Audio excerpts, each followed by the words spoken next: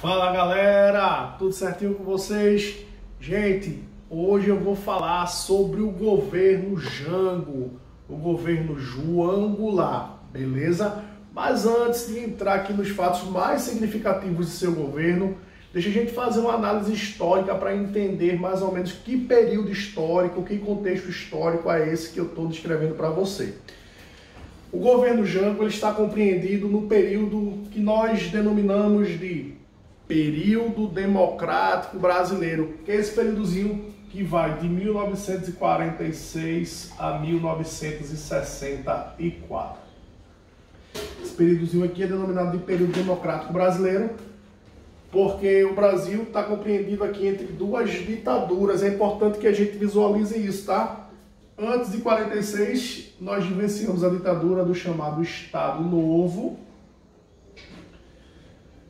E a partir de 64, a chamada ditadura civil-militar no Brasil.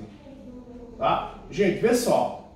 Outro ponto significativo que eu quero que vocês analisem é que nesse período aqui, a partir de 45, o mundo está atrelado, está envolvido no contexto da Guerra Fria. Ou seja, o mundo desse período aqui que Jango está governando é denominado de bipolar. Essa análise histórica ela é muito importante para que a gente compreenda como é que está o perfil, as características do Brasil nesse período. E o Brasil, nesse contexto de bipolarização do mundo, o Brasil está atrelado, o Brasil está alinhado, o termo mais coerente é esse mesmo, tá? O Brasil está alinhado com os Estados Unidos nesse contexto de Guerra Fria, ok? Isso é muito importante porque esse ingrediente ele vai pesar de uma maneira muito substancial, muito significativa dentro da análise histórica no qual nós iremos analisar.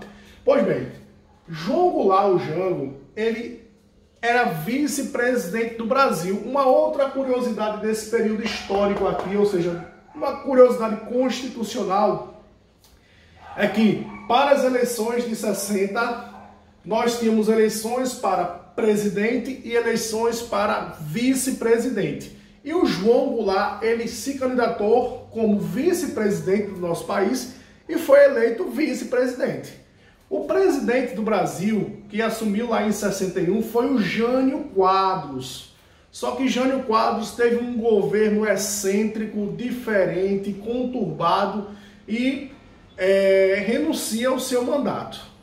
Com a renúncia do Jango, tem um ponto do Jânio Quadros, do chamado presidente Vassourinha, quem vai assumir dentro de uma lógica é o seu vice, o João Goulart, o Jango.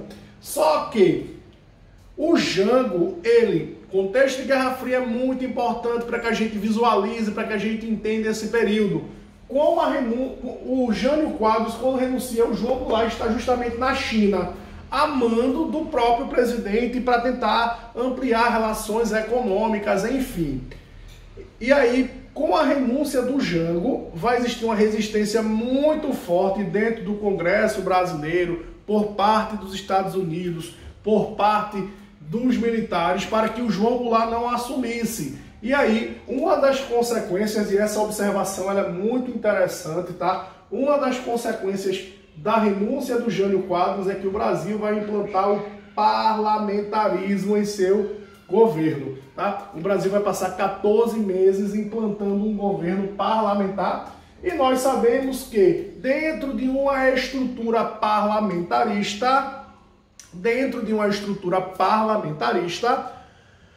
o presidente ele perde muito poder, porque a gente tira essa ideia do poder executivo, coloca o primeiro-ministro e aí o Congresso ele passa a ter uma autonomia muito mais forte.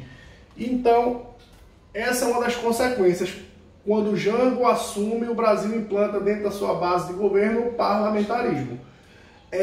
Uma das características desse modelo parlamentar brasileiro é que ele vai durar alguns anos. E aí, juntando uma força e fazendo uma pressão popular muito forte, muito significativa, no ano de 1963, o Brasil vai passar por um plebiscito, onde a população vai escolher o seu modelo político, e aí a maioria da população brasileira vai aderir ao presidencialismo, ou seja, a partir desse fato é que o presidente João Goulart, o Jango, ele assume com amplos poderes executivos, nesse molde, né, nessa característica do qual nós estamos mais acostumados.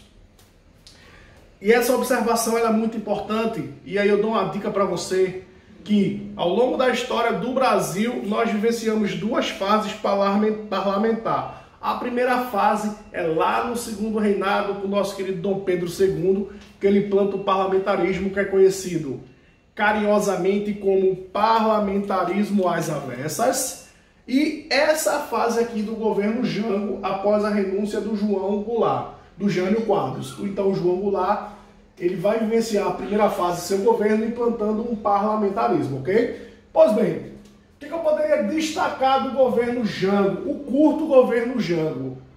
Jango, quando ele assume, uma das primeiras características dele é tentar colocar em prática a lei da remessa de lucros, fazendo com que as empresas multinacionais instaladas em territórios brasileiros diminuíssem a sua projeção, ou seja, o envio de lucros para a sua matriz, para o seu país de origem. Essa medida ela vai causar atrito muito grande, um atrito muito forte dentro da sociedade brasileira. E o outro ponto mais significativo e importante do governo Jango é a tentativa de colocar em prática a chamada reforma de base. Ou seja, um dos objetivos do Jango era criar uma ampla reforma dentro da estrutura brasileira. Eu dei alguns exemplos aqui de alguns pontos que o Jango queria promover uma ampla reforma. A reforma agrária, a respeito da distribuição de terras, a reforma tributária, eleitoral, educacional. E o fato é o seguinte: a partir do momento que o João Goulart tenta criar um processo de reformas muito fortes, dentro desse contexto, desse ingrediente de Guerra Fria e esse alinhamento do Brasil com os Estados Unidos, muitas pessoas vão passar a taxar o nosso querido Jango como um comunista, como um aliado com a União Soviética. E o Brasil ele vai vivenciar alguns meses de amplo tensionamento político. Esse tensionamento ele vai ser muito forte e esse tensionamento ele vai fazer com que existam muitos comícios onde o João Goulart participe, querendo criar uma base do governo. A igreja, com setores conservadores da sociedade, vai criar a chamada Marcha de Deus com a Família, onde também vai tensionar, jogando a ideia de que o Brasil estava caminhando para o comunismo. Enfim, diante desse contexto, vai ocorrer uma aliança muito forte entre políticos de direita, exército brasileiro, financiado pelos Estados Unidos, que tinha interesses por conta desse contexto de Guerra Fria, e todos esses ingredientes juntos irá culminar com a saída do Jango do poder, onde os militares irão tomar o poder e implantar um novo modelo político, que é a chamada ditadura civil-militar no Brasil, alterando a Constituição por meio dos atos institucionais. Ok? Valeu, galera! Tamo junto!